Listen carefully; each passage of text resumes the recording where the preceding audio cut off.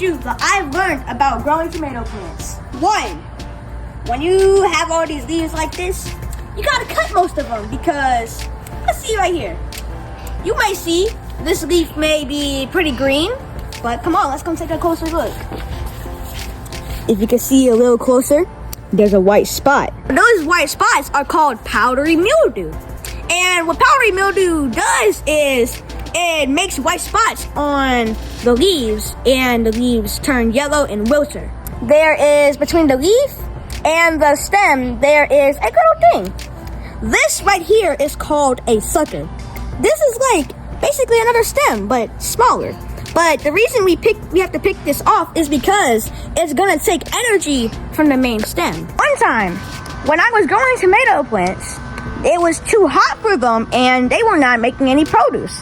But then when the temperature started to cool down a little bit, I saw an abundance of tomatoes on the plant. Number 4, did you know that tomato plants have these little white hairs along the stems and some along the leaves? Is because that is a defense mechanism from ants and other insects from eating it.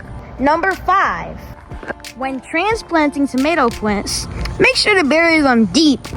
What's going to happen is that it is going to form more roots, it's going to be more solid, and it will be able to take in more nutrients. Please remember to hit that like and subscribe button and follow for more. This video has been brought to you by AJ Supreme Lawn Service.